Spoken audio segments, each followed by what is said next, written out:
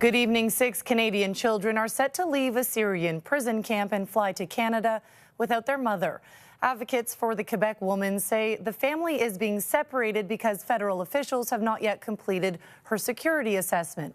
The El Raj detention camp in northeastern Syria was set up to hold suspected ISIS militants and supporters of the terrorist group. But Canada's responsibility to repatriate citizens in prison there is being tested. CTV's Judy Trinh explains. These are the children of a Quebec woman currently detained in northeast Syria. 2 girls, 4 boys. The youngest is 5 years old, the oldest 14. They have been languishing in these conditions since 2018. Now their path to return home together appears blocked. What she has been told in the last few days is that the children are eligible for repatriation, but that her assessment hasn't been completed yet, so she's expected to stay in the detention camp. Last November, Global Affairs notified the 38-year-old woman that her family qualified for repatriation because of deteriorating conditions in the camp and threats to her children's safety. She was told officials had initiated assessments. Similar letters were sent to 26 Canadian women and children, including a group who sued in federal court to get repatriation.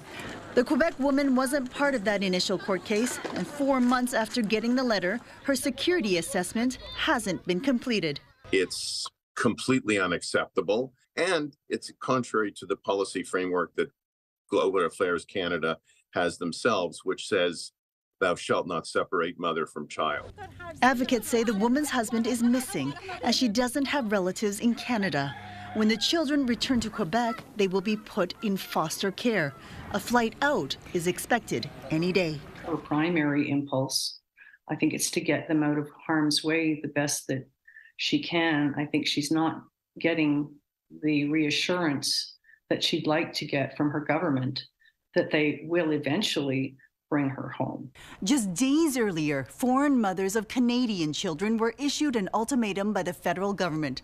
Give up guardianship of your children to get them to Canada. Unlike the Quebec mother, those women did not surrender care of their kids. Heather. Judy Trinh in Ottawa. Thanks, Judy.